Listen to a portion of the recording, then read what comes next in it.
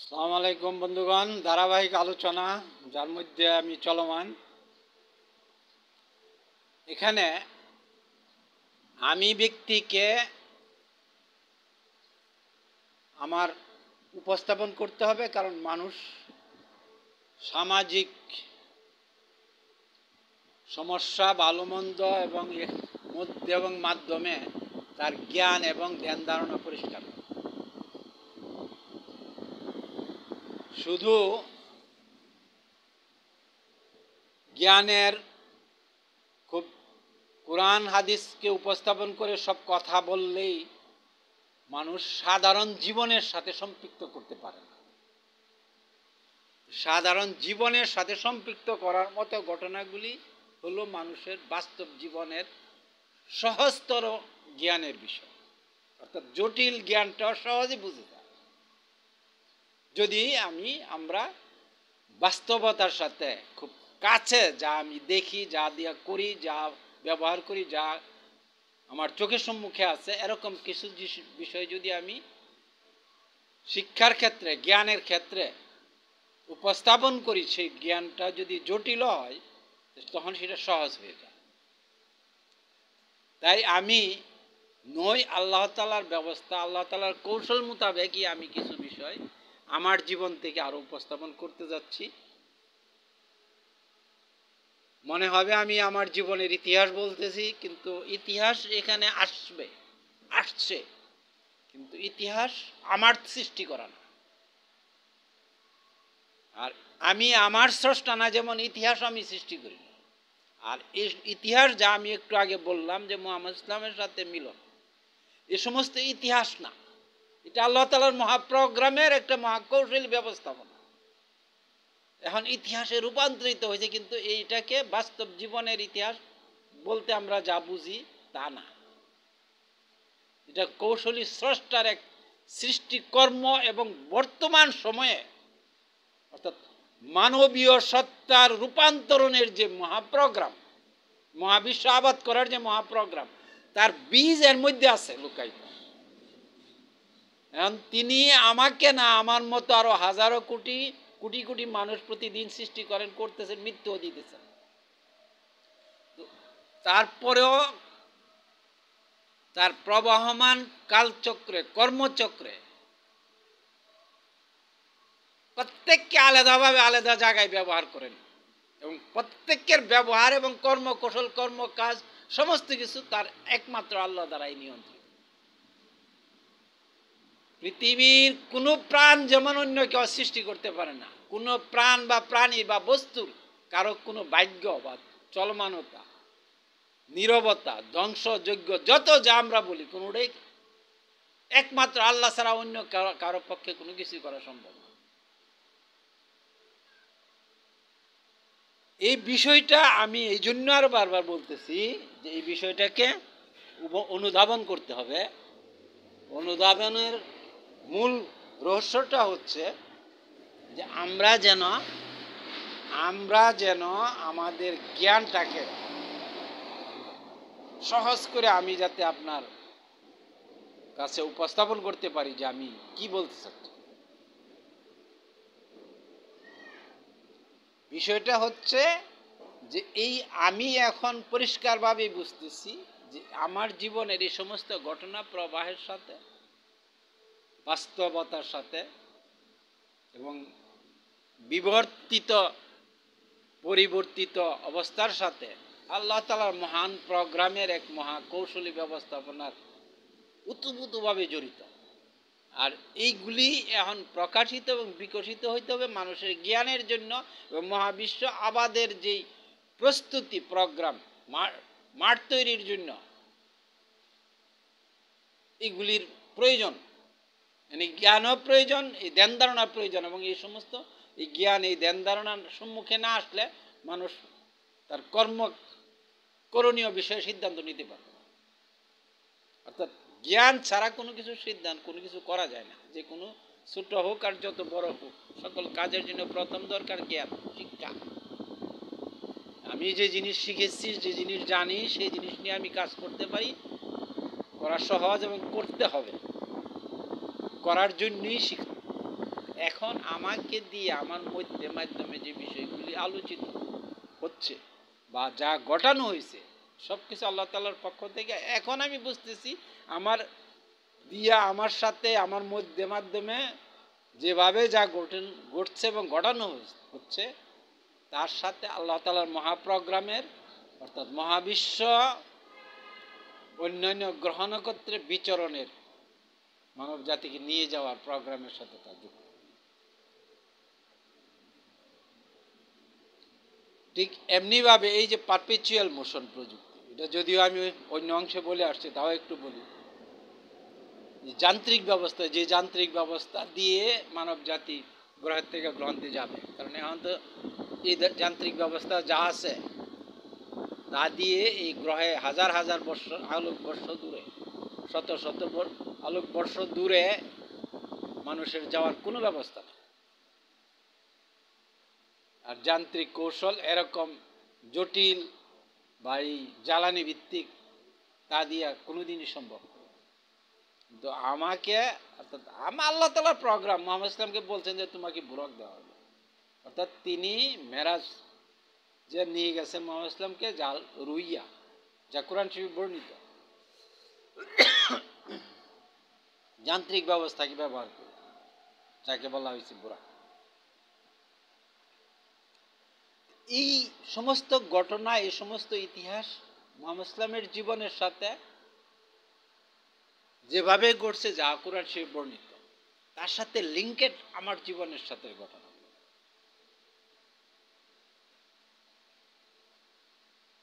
বন্ধুগণ, বিষয়টা আপনাদেরকে সরলভাবে এবং নিবিড়ভাবে চিন্তা করতে হবে,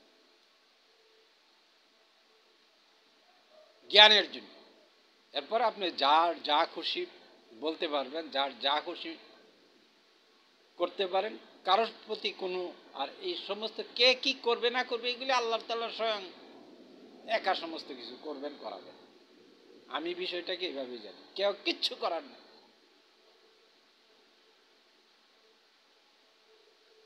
যে নাকি এরকম পৃথিবীতে বর্তমানে শক্তিধর সমাজের ছোটোর থেকে সমাজের সাধারণ পরিবেশে আপনি দেখেন, মহল্লা পাড়াতে কিছু মানুষ খুব প্রভাবশালী শক্তিধর, যা খুশি করে ফেলতে পারে। এটা আমরা মনে করি, আমরা দেখিও বটে। এই যে আমেরিকা, ইউরোপ শক্তি, যাকে দাজ্জালি শক্তি বলছে, তারা মহাপ্রতাপশালী, মহাশক্তির অধিকারী। এই যে শক্তি, এইগুলি এভাবে আল্লাহ তাআলা সৃষ্টি করছেন, করে তার প্রোগ্রাম বাস্তবায়ন করছে। কিন্তু কেউ কিচ্ছু না, কোনো কিছু করতে পারবে না, আল্লাহ তাআলার একা প্রোগ্রাম। কারণ এইগুলি শক্তি খুবই টুকরো, সাধারণ। কারণ মহাবিশ্বের সাথে গেলে এই সমস্ত শক্তির কোনো তুলনা হয়? আকাশে যে একটা বজ্র হয়, ওই বজ্রের সাথে কি এই সমস্ত, শুধু এই একটি বজ্র পাতের সাথে অত এই সমস্ত শক্তির কোনো তুলনা হয়? এরকম পৃথিবীর আকাশে একটা বজ্রপাত দেখেন, আমার এই মহাবিশ্বের সমস্ত বিশাল থেকে বিশাল ধ্বংসযজ্ঞ চলতেছে, মহাবিশ্ব ঘুরতেছে, চলতেছে, লক্ষ কোটি কিলোমিটার গতিতে ঘুরতেছে, যা আমরা জানি, এখন দেখি। ওইভাবে চিন্তা করেন যে এই সমস্ত কিছু আমরা যা দেখি, আমরা যেখানে শক্তিমান মনে করি, যাদেরকে খুব প্রতাপশালী, শক্তিশালী মনে করি, এই মহাশক্তির সামনে কি এগুলি কোনো শক্তি? আর এই শক্তিটুকু যদি এরভাবে নাও দেখাইতেন, তাহলে আমরা এগুলি বুঝতাম কি করে? এইগুলি বুঝতে হলে আপনি আমাকে, আমি এই সমস্ত কথাগুলি বিভিন্ন আঙ্গিক থেকে ব্যাখ্যা করার চেষ্টা করি, এই জন্য যে মানুষ যাতে সহজে বুঝে। বন্ধুগণ, এখানে আমি আমার জীবনের আরো একটি ঘটনা বলি, সামাজিকতা, ধার্মিকতা, জীবন প্রবাহের সাথে। আমি একসময় যখন নাকি আহমদী জামাতের সদস্য ছিলাম, এর পূর্বের ভিডিওতে আমি একটি ঘটনা উল্লেখ করে আসছি যে তৌফিক চৌধুরী নামে বাংলাদেশ আহমদী জামাতের যে আমির ছিল, তার একটি বিষয় আমি উল্লেখ করে আসছি। কিন্তু এটার চাইতে অনেক বড় একটি বিষয় আছে, সেটা আমার জীবনের এই সমস্ত ঘটনার সাথে সম্পৃক্ত। আজকে ওই অংশটুকু একটু বলি। 1995-96 সনে তৎকালীন আহমদী জামাতের খলিফা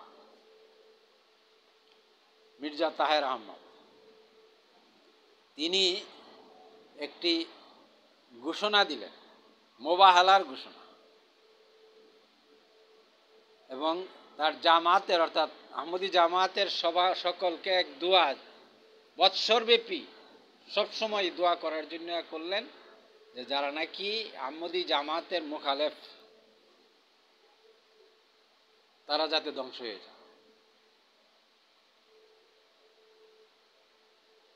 এই ধরনের এক ঘোষণা দিলেন, মোবাহালা অর্থাৎ বদদুয়ার ঘোষণা। আমি তো তখন আমি সমস্ত কিছু মানার ব্যাপারে খুব অগ্রগামী ছিলাম, যে কোনো আদেশ মানার জন্য আমার মানে খুবই প্রথম সারিতে থাকার ব্যক্তি আমি ছিলাম। যাই হোক, এই আদেশের পরে যখন নাকি তিনি এই ঘোষণা করলেন, আদেশ মানে তার পক্ষ থেকে সকলের জন্যই এটি যা বদদোয়া করো, যারা নাকি আহমদী জামাতকে ধ্বংস করতে চা বা আহমদী জামাতকে মিথ্যাবাদী মনে করে এবং তার মুখালেফারকে, তার প্রতিপক্ষকে, বিশেষ করে ও আহমদী যারা, লক্ষ্যটা তাদেরকে করি। ও আহমদী বলতে মুসলমান কিন্তু আহমদী না, বিষয়টা চিহ্নিত এভাবে হয়েছে তার বক্তব্য।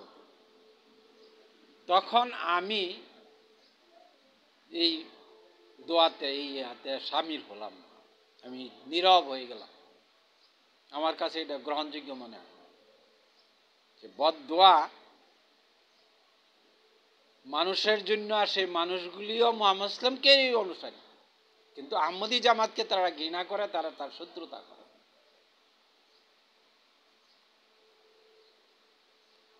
আমি এই দোয়ায় অংশ নিলাম।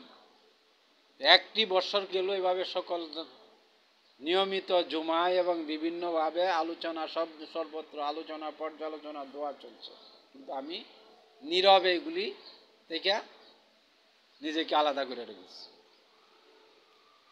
ঠিক এভাবে দ্বিতীয় বছরে আবার এটা রিনিউ করলো, তেমন কোনো ফলাফল এর থেকে তিনি পেলেন না, আবার রিনিউ করলেন যে আরো এক বছর চলবে। তখন আমার মধ্যে আল্লাহ তাআলা যেহেতু আমাকে প্রস্তুত করছেন, আমি যেহেতু আল্লাহ তাআলা এবং আল্লাহ রসুল মুহাম্মদ ইসলামের সাথে আল্লাহ তাআলা আমাকে গভীরভাবে যুক্ত করে রাখছেন, তার সৃষ্টি তার প্রোগ্রামের মধ্যে করছেন, এটা আমারই এনে কিছু করার না। তখন তিনি আল্লাহ তাআলা আমাকে উজ্জীবিত করলেন যে তুমি এটার প্রতিবাদ করো। ওই যে আগে নিরাপত্তা দিয়েছেন, আমি ওই দিন ওই আগের ভিডিওতে বলছি, কারণ এই ধরনের খেলাফতের খলিফার বিরুদ্ধে কথা লেখা বা বলা তার ইয়াতে তো বিশাল ব্যাপার। মানে এখানে খেলাফত এবং খলিফা যদি সেই ব্যক্তির এই কাজ যদি ন্যায় এবং সত্যের পথে হয়ে থাকে, তাহলে এর বিরুদ্ধে যে যাবে তার তো ধ্বংস হয়ে যাওয়ার কথা। এটাই প্রচলিত ধারণা, এবং আমিও তাই মনে করতাম। এটা মনে করি নাই কথা না, কিন্তু প্রশ্ন হলো যে এখানে সেই ব্যক্তি বা সেই অবস্থার পরিবর্তন কোথায় হচ্ছে, এই বিষয়টা আমি উপস্থাপন করতে পারছি। কি হচ্ছে, কেন হচ্ছে। তিনি যখন নাকি দ্বিতীয়বারই ঘোষণা করলেন, তখন আমি আমার কলম দিয়ে, আমি আগের থেকে তার সাথে লেখালেখিতে ছিলাম,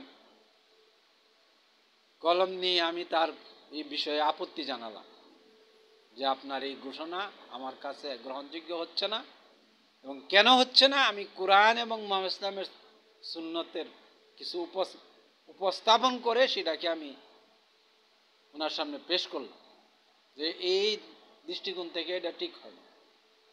এরপর আমি অপশন দিলাম ওনাকে যে আমি তো কোরআন হাদিসের যুক্তিগুলি দিয়েছি, উপস্থাপন করেছি, কিন্তু এরপরও আমি আপনার আদেশ মানতে রাজি আছি, আপনি একটাই কথা বলেন সেটা হলো যে আপনি এই বদদুয়ার ঘোষণা করছেন আল্লাহ তাআলার পক্ষ থেকে আদিষ্ট হয়ে, আল্লাহ তাআলা আপনাকে করতে বলছে। যদি আপনি এই দাবি করেন তাহলে আমি মেনে নেব।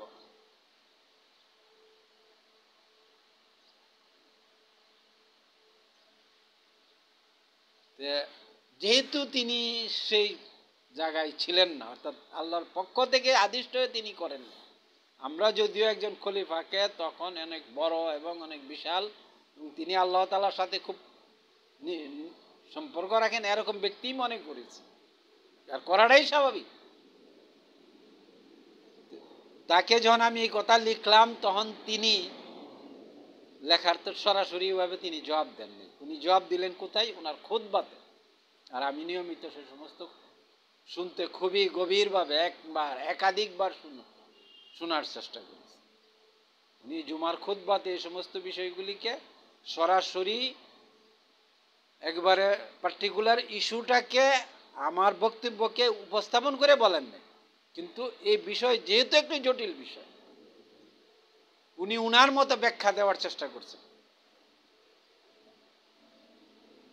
আর আমি আমার মতো সেই উনার ব্যাখ্যাগুলি শুনে বুঝে নিয়েছি যে তিনি সঠিক পথে অগ্রসর হচ্ছেন না।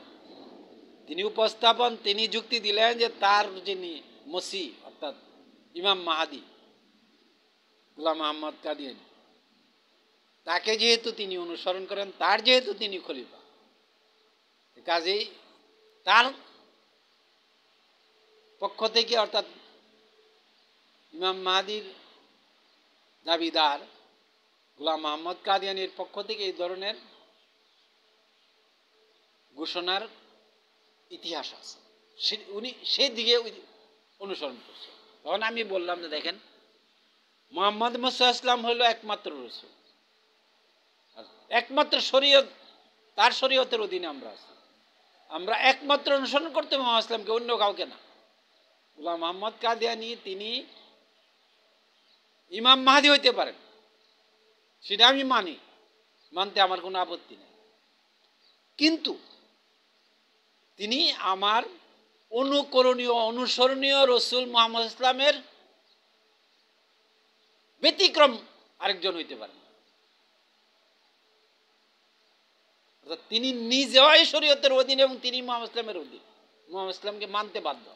মুহাম্মদ ইসলামের চরিত্রের সাথে এই জিনিস যায় না এইভাবে বদদোয়া করা। কোরআন শিবতা সমর্থন করেন।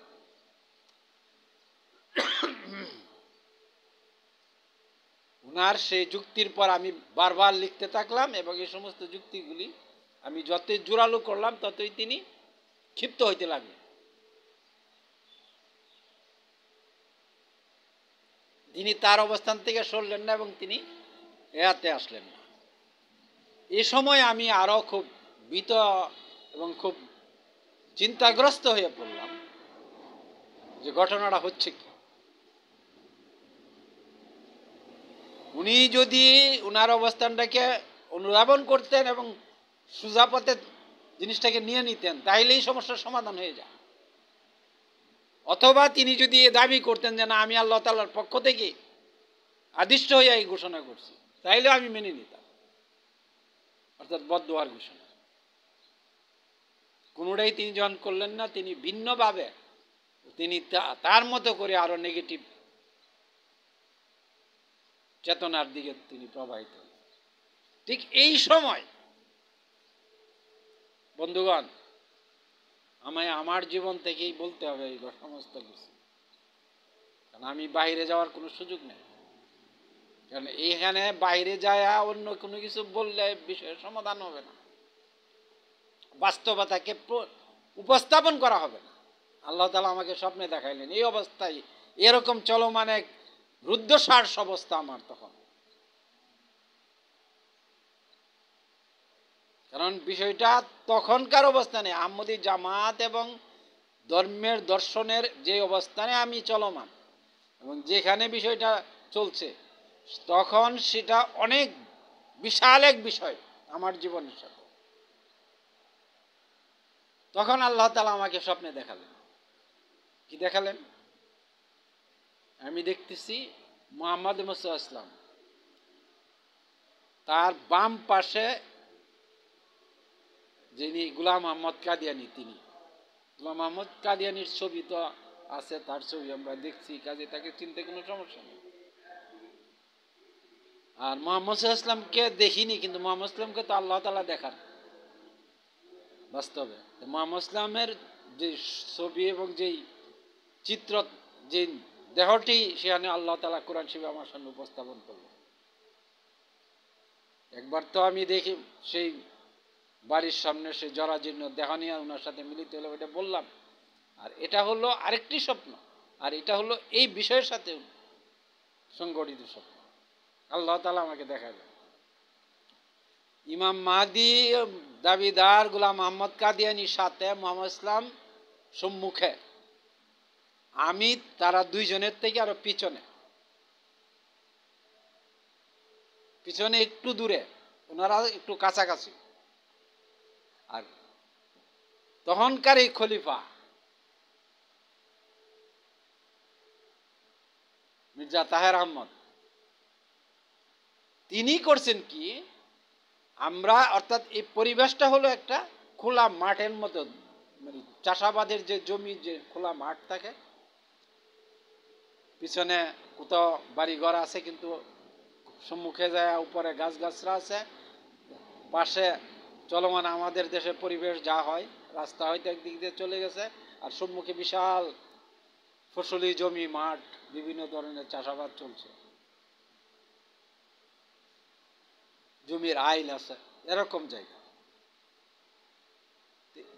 এই মির্জা তাহের আহমদ, এই মোহাম্মদ ইসলাম এবং মসি যিনি আছেন,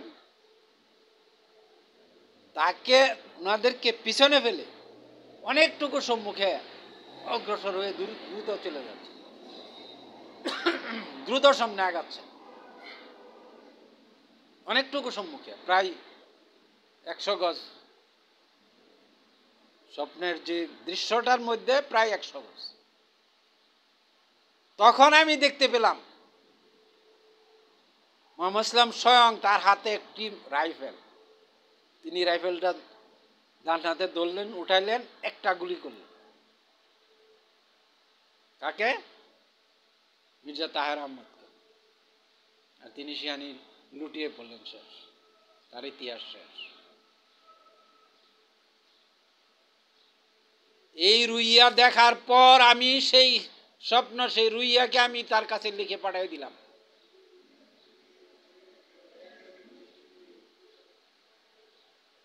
যে তোমার পরিণতি এই, তুমি যে রং করেছো, যে ভুল করেছো, তা আল্লাহ তাআলা, আল্লাহ রসুল এর পক্ষ থেকে তোমার জন্য সিদ্ধান্ত রাখো। এবং এর পর আমি সেই জামাত থেকে বেরিয়ে চলে আসলাম, ঘোষণা দিয়ে দিলাম। পরবর্তী চিঠি ছিল এরকম যে তোমাদের সাথে আমার সম্পর্ক শেষ, ইয়ানি চূড়ান্ত হয়ে গেছে। ওই চিঠির জবাবও তিনি দিলেন, জবাব দিলেন এটা, যে এটা সাদা মাটা জবাব ছিল, যে যার যার প্রত্যেকেরই স্বাধীনতা আছে, যে যেরকম, তবে পুনর্মিলন হইতে পারে। অর্থাৎ তিনি এটাকে সহজ সরল ভাবেই জবাব দিলেন আমার চিঠি। অর্থাৎ প্রথম চিঠিগুলি আমার শত শত চিঠি লেখা হয়েছে তার সাথে,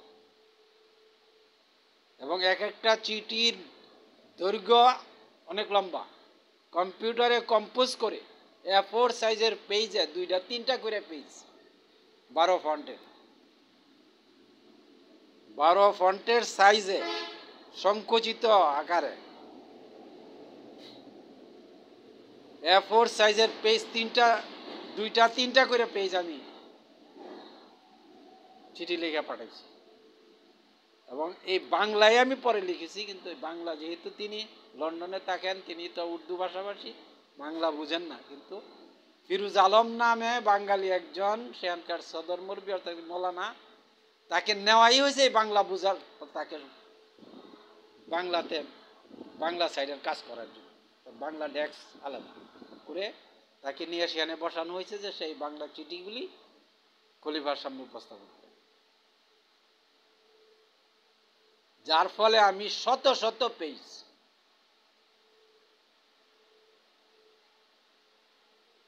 লিখেছি। তার সাথে তার সম্মুখে আমি উপস্থাপন করেছি আমার যুক্তি দলিল কোরআন এবং সুন্নতের পক্ষে। এবং সর্বশেষ জন নাকি এই পরিণতি আল্লাহ তাআলার পক্ষ থেকে এই সংবাদ এসে গেল, এটা আমি লিখে তাদেরকে জানাই এবং সেখান থেকে বেরিয়ে চলে আসে।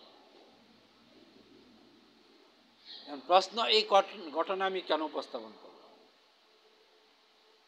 এই ঘটনা আমি এই জন্য উপস্থাপন করেছি যে এখানে আল্লাহ তাআলার মহা প্রোগ্রামের মহা সিদ্ধান্ত যে মুহাম্মদ ইসলাম স্বয়ং সবকিছু,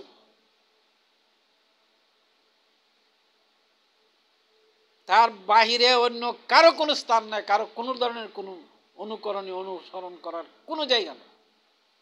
গোলাম মোহাম্মদ কাদিয়ানী তিনি ইমাম মাহাদি হোক, ইমাম মাহাদি মসিহ যাই খুশি হোক, তিনি মানব জাতির জন্য, মুসলমানের জন্য, ইমানদারের জন্য বা পৃথিবী মহাবিশ্বের কোথাও কাউকে মুহাম্মদ সাল্লাল্লাহু আলাইহি ওয়াসাল্লাম ছাড়া অন্য কাউকে কোনো ধরনের অনুসরণের অনুকরণের কোনো জায়গা নেই।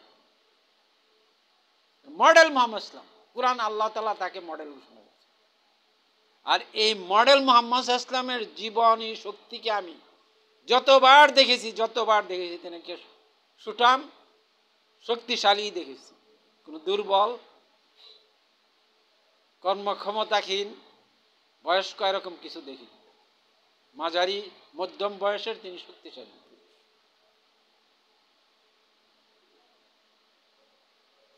বন্ধুগণ, আমি এই বক্তব্যগুলি এই জন্য উপস্থাপন করতেছি যে মানব জাতিকে, মানুষকে আল্লাহর রসুল মুহাম্মদ ইসলামের সামনে এমনভাবে নিজেকে উপস্থাপন করতে হবে যে তিনি আরেকজন মুহাম্মদ রূপের ধারণ করার জন্য ব্যাকুল। এবং এই হৃদয়ের এই ব্যাকুলতা আল্লাহ তাআলা দেখবেন, দেখা যাকে গ্রহণ করবেন তার জন্য আল্লাহ তাআলার পক্ষ থেকে স্পেশাল আদেশ আসবে, কুন ফায়াকুনের মতো। তুমি অর্থাৎ নতুন করে তাকে সৃষ্টি করে দিবে, যুবক বানায় দিবে, তারে দিয়ে কাজ নিবেন, তারে দিয়ে মহাবিশ্ব বিচরণ করাবেন, গ্রহ থেকে গ্রহগুলি তিনি আবাদ করবেন। এটা আল্লাহর প্রোগ্রাম, এটা আমি বুঝতেছি। আর এই প্রোগ্রাম আমি বুঝতেছি, আমি তো একা, আর আমাকে তো গোপন করে রাখার জন্য। এই প্রোগ্রাম তো গোপনীয় প্রোগ্রাম না, একটা ব্যক্তির জীবনের প্রোগ্রাম না, যে মুহাম্মদ ইসলামের জীবনের প্রোগ্রাম। বিকশিত প্রকাশিত হওয়ার সত্তা একজন, তিনি মুহাম্মদ ইসলাম। আর আল্লাহ একজন, যে তার মহাপরিকল্পনা, মহা ব্যবস্থাপনার মহা বিকাশের প্রোগ্রাম। এখানে আমি চাওয়া না চাওয়া বা আমি বলা না বলার কিচ্ছু না।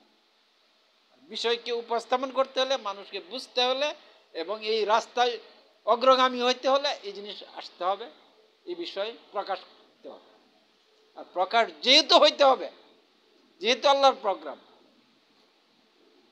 কাজে আমি এখানে এই বিষয়ের জন্য কোনো ধরনের কোনো পর্দার আড়ালে থেকে থাকার আর কোনো সুযোগ নাই। যা করার, যেভাবে করার, যা করা না করা সব আল্লাহ একা করতেছে না। আমি কি, কেন, কি বলতেছি এটা চিন্তা করার দরকার নাই। কথা কি হচ্ছে, বিষয়বস্তু কি তার চিন্তা করার দরকার। ব্যক্তি আলামিন কোনো বিষয় না, কোনো প্রসঙ্গই না, তার কোনো মূল্যই নেই।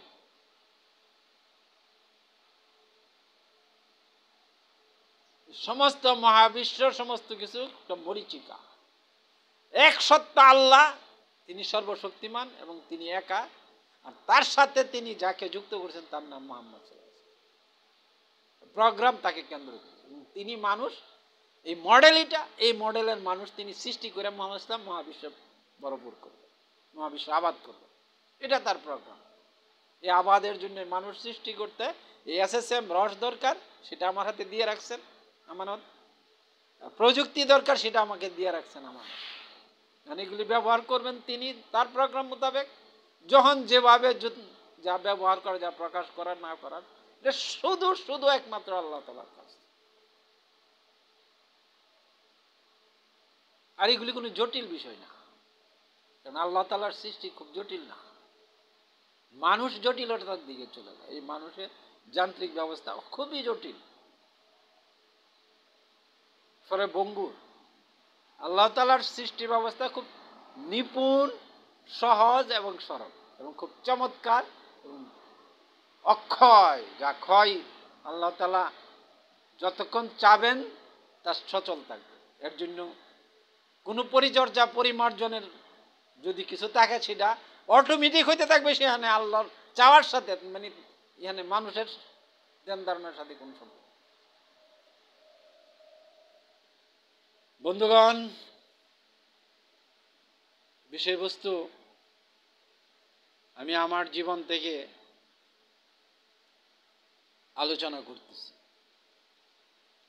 এই যে নিরাপত্তা আর এই যে বিষয়, মুহাম্মদ ইসলামকে নিরাপত্তা দিলেন, স্বাভাবিক জীবন দিলেন, মদিনাতে শোয়ে রাখলেন। আর আমাকে এই ঘটনার পর এই যে মুবাহালার চ্যালেঞ্জ, এটার পরবর্তী আমি যে লেখাগুলি লিখলাম তাকে পরে যখন ত্যাগ করে আসলাম, তখন সেই জামাতের মধ্যে এক বিশাল ইয়া হলো যে এই আলামিন শেষ হয়ে যাবে, তার উপর আল্লাহর গজব নাজিল হবে। আর তো মুবাহালার মধ্যে আমি পড়ে গেছি, আমি তো মুবাহালার জবাব দিয়ে দিচ্ছি। মুবাহালার অর্থই এটা, সেখানে গজব নাজিল হবে। কোন পক্ষের উপরে? যে পক্ষ মিথ্যাবাদী। এরপর আমার জীবনের ঘটনা প্রবাহে আমি আমার গ্রামে আসলাম, সেখানে আমার উপর আক্রমণ হলো। ওই যে আগে যা বলে আসছি, আমার ভাই ব্রাদাররা, যেহেতু আমার পিতা আমার নামে কিছু জমি ইয়া করে রেজিস্ট্রি করে দিছে, তাই এই জমি কেন আমার নামে দিবে? এখন আমাকে তো, আমার পিতাকেও কিছু করতে পারেন। তারা ভিতরে প্ল্যান করলো যে আমাকে হত্যা করে ফেলবে। আর এই যে করবে এটা আমি চিন্তা করবো আমি জানিও না, কিন্তু তারা সে প্ল্যান করলো, প্ল্যান বাস্তবায়নও করে ফেলল।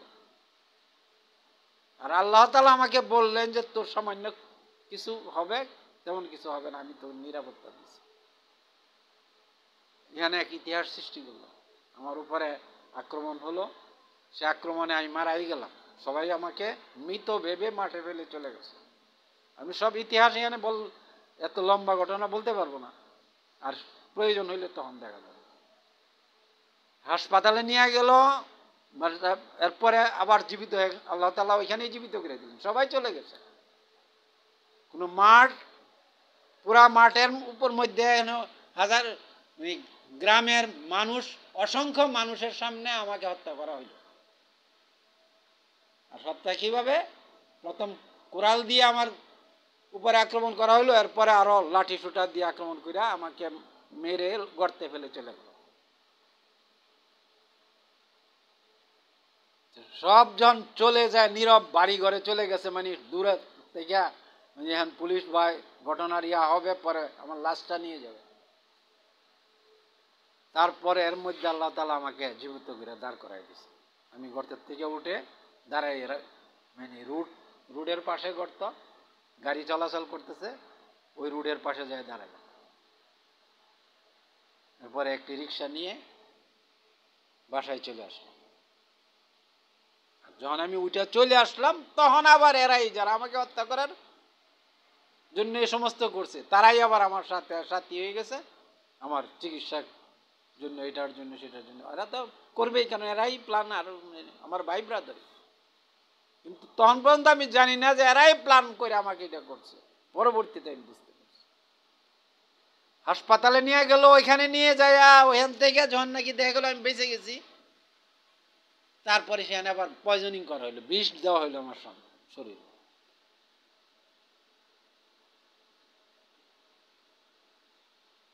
লম্বা অনেক ঘটনা, কিন্তু সব মূল ঘটনা হলো যে বিষ দেওয়া হলো, এখানে হত্যা করা হলো। এরপরেও আরো বহুবার অর্থাৎ হত্যার জন্য চেষ্টা করা। কিন্তু আল্লাহ তাআলা আমাকে আগেই বলছে যে তোকে নিরাপত্তা দেওয়া হচ্ছে। সবকিছুর পরে আমার হাত, বিষ যে হাতে পুশ করছিল, ডান হাত, এই ডান হাতের বিষ নিয়ে আমি 7 বছর চলাচল করছি। আর আস্তে আস্তে আমার হাত, মানে এখানে আল্লাহ তাআলা আটকাই দিতে, বিষকে ক্রিয়া করতে দেয়নি। আল্লাহ করছে, কিভাবে করছে তার ব্যাপারটা, কিন্তু বিষ আটকে ছিল হাতে, ফুলে ছিল, যে জায়গায় ইঞ্জেকশন দিছে এখানে সেটা আটকা। এই 27 বছর পরে আল্লাহ তাআলা এখান থেকে আমার বের করছে পূজা করে। এবং আল্লাহ তাআলা আমাকে বারবার বলছেন, এত কিছু তো বলার সম্ভব না। আল্লাহ তাআলা আমাকে বহু স্বপ্ন দেখাইছেন এই সমস্ত ব্যাপারে,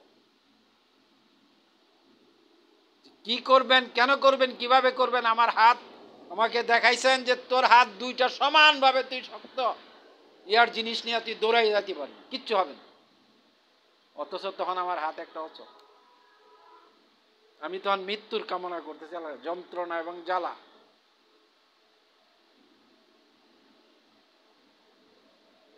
সব আল্লাহ তাআলা করে দিলেন, এবং এর জন্য কোনো ডাক্তারের কাছেও যায়নি। আল্লাহ স্বয়ং করলেন যা করণীয়। আমি সেই ঘটনাগুলি ওইভাবে এখন আর উপস্থাপন করা সম্ভব না, সময় নেই, ভবিষ্যৎ প্রয়োজনে আসবে সেগুলো। এবং এখন আমি সেই হাত, সেই কাজ, সেই শরীর আমি নিয়ে সম্পূর্ণ সুস্থভাবে কাজ করি। যা দেখাইলেন আল্লাহ তা করলেন। সেখানে আমার উপর আক্রমণ হইলো, আল্লাহ আক্রমণ করার কয়েক সেকেন্ডের আগে আমাকে বললো তেমন কিছু হবে না, কিন্তু আক্রমণ তো হয়ে আমার মাইরা ফেলায় চলে গেছে। কিন্তু আল্লাহ তাআলা আমাকে এর পূর্ব সেকেন্ডে বলছেন যে কিছু তেমন কিছু হবে না, অথচ আমার মাথার মধ্যে তখন কোরালের কূপ, রক্ত দিয়ে রক্তাক্ত। আল্লাহ কিছু যে হবে না এটা তখন আমার জীবন দিয়ে প্রমাণিত হয়েছে, আল্লাহ তাআলার কথাই সঠিক। আমার হাত সচল করে দিয়ে আল্লাহ প্রমাণ করছেন যে আমি যা বলি তা করি।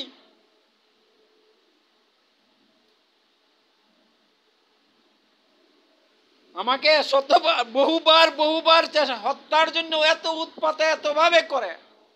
আমি যদি একটা ঘটনা বলছি, আল্লাহ তাআলা নিরাপত্তা দিছেন আজও আমি আছি। বন্ধুগণ,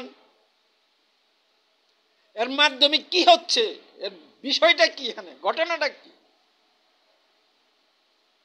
এটা কি আল্লাহ তাআলার এক বিশেষ প্রোগ্রাম না? কি এটা একটা সাধারণ বিষয়? মুহাম্মদ ইসলামের সাথে আমার যে সে মিলন কি সাধারণ মিলন?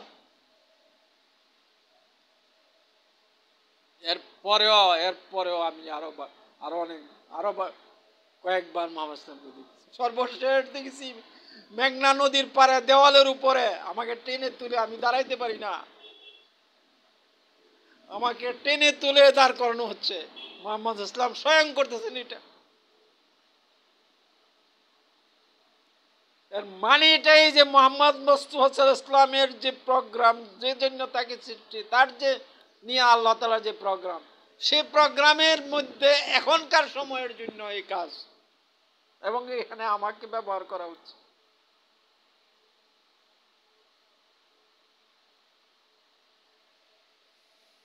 বন্ধুগণ, কে কি বলবে, কে কি চিন্তা করবে, কোনো কিছু নিয়ে আমার কোনো পরোয়া নাই।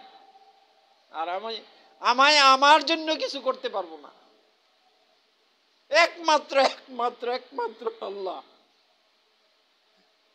একমাত্র আল্লাহ। আর তার সম্মুখে একমাত্র মহাপ্রোগ্রামের প্রোগ্রামিং সফটওয়্যার, কর্মকৌশল, চিত্রতত্ত্ব, যত যা যেভাবে বলি, কমপ্লিট সত্তা একটা মোহাম্মদ রাসূলুল্লাহ। এই সত্তার সাথে আল্লাহর সম্পর্ক, আর কারো সাথে। আর এই সত্তারকে ঘিরেই সমস্ত প্রোগ্রাম করা, তার মহাবিশ্ব সৃষ্টি, পরিচালনা, জান্নাত, সমস্ত যা আছে সমস্ত কিছু প্রোগ্রামের মূল রহস্যের জগৎ হলো মোহাম্মদী সত্তা। আর এখন যদি কেউ জান্নাতের চিন্তা করে, তাকে মুহাম্মদ ইসলামের রূপের, আর এটা একমাত্র আল্লাহর কাছে চাইতে হবে, অন্য কোন চেষ্টা দিয়ে, নিজের জ্ঞান দিয়া, আমল দিয়া না। আর এগুলি বুঝতে হবে, আলু লাগবে, আলু জ্ঞানের আলু, জ্ঞান লাগবে। আপনাকে বুঝতে হবে যে মুহাম্মদ ইসলাম কি, কেন, কিভাবে, আল্লাহর সৃষ্টি কি, আল্লাহর প্রোগ্রাম কি। সমস্ত প্রতিটা সেকেন্ড, মাইক্রো সেকেন্ড একমাত্র এই প্রোগ্রামের জন্য আল্লাহর সামনে নিজেকে নিবেদিত পাইতে হবে। আমি এসা করব না, তেসা করব না, আমি একমাত্র আল্লাহর সামনে সর্বক্ষণিক প্রত্যেকটা মাইক্রো সেকেন্ডে সেজদা অবনত থাকবে, জীবন চলতে হবে। বন্ধুগণ, 40 মিনিট হয়ে গেছে, আমি এখানে থেমে যাই, কারণ একটি ভিডিও খুব বেশি লম্বা করার সুযোগ নেই। তাও 40 মিনিট হয়ে গেছে। আপনারা বিষয়টা উপলব্ধি করার চেষ্টা করুন।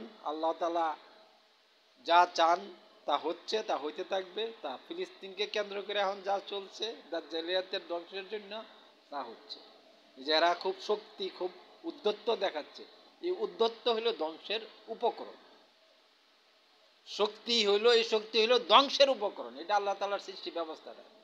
কারণ যাকে ধ্বংস করা হবে তার এরকম শক্তির সামর্থ্য এবং উদ্ধত্ত করার মতো, মানে বেপরোয়া হওয়ার জন্য তার হাতে সমস্ত কিছু দেওয়া হয়, সে বেপরোয়া হয়, আর সেখানে আল্লাহর গজব ওইভাবে আরোপিত হবে, ধ্বংস হবে। আর মুহাম্মদ ইসলামের জন্য যারা যে মুহাম্মদ ইসলামের পথে, তাদের উপরে নিপীড়ন নির্যাতন হবে, এটা মুহাম্মদ ইসলামের উপর হচ্ছে। এই নিপীড়ন নির্যাতিত জাতিকে আল্লাহ তাআলা পছন্দ করেন, গ্রহণ করেন এবং তাদেরকে মুহাম্মদ রূপে মানুষে তৈরি করবেন এবং এরাদেরকে দিয়েই মহাবিশ্ব আবাদ করবেন। দাজ্জাল, ফেরাউন যারা ছিল, যারা আছে, তারা সবই পৃথিবীর জমিনে বেনিশ হয়ে যাবে। আল্লাহ আমাদেরকে গ্রহণ করুন। আল্লাহ আল্লাহ আল্লাহ।